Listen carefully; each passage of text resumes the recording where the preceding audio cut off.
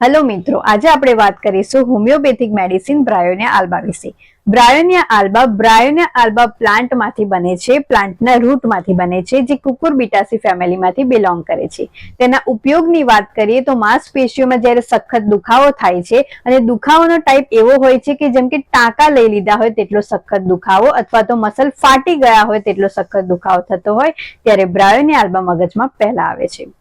આ સિવાય દરેક મ્યુકસ મેમ્બ્રેન એકદમ ડ્રાય થઈ ગયા હોય ત્યારે પણ બ્રાયોનિયા આલ્બા આપવામાં આવે છે.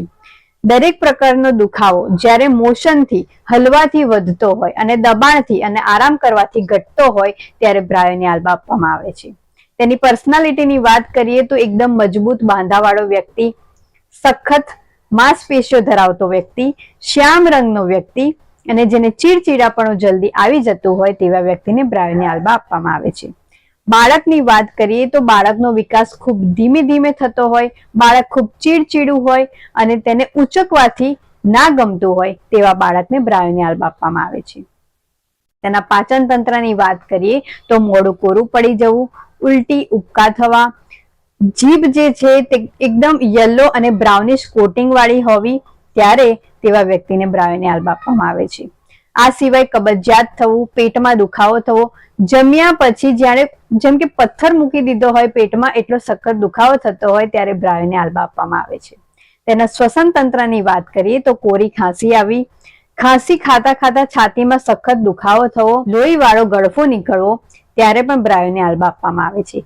કોરી ખાંસી ગરમ રૂમમાં જવાથી, હુંફાળા રૂમમાં જવાથી વધી જાય ત્યારે પણ બ્રાયોનિયા આપવામાં આવે છે.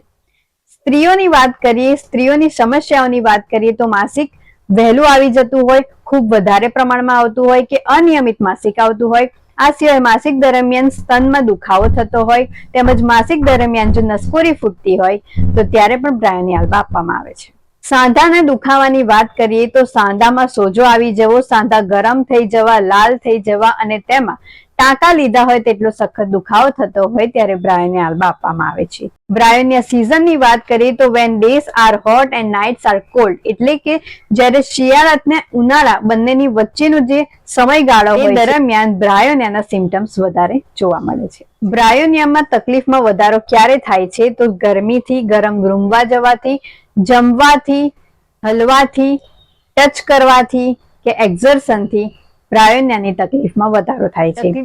બ્રાયોનિયાની તકલીફમાં ઘટાડો ક્યારે થાય છે તો ઠંડી વસ્તુથી, આરામ કરવાથી, જે પાર્ટ દુખતો હોય તે બાજુ દબાણ આપીને સૂઈ જવાથી સારું લાગે ત્યારે બ્રાયોનિયા આલ્બા આપવામાં આવે છે.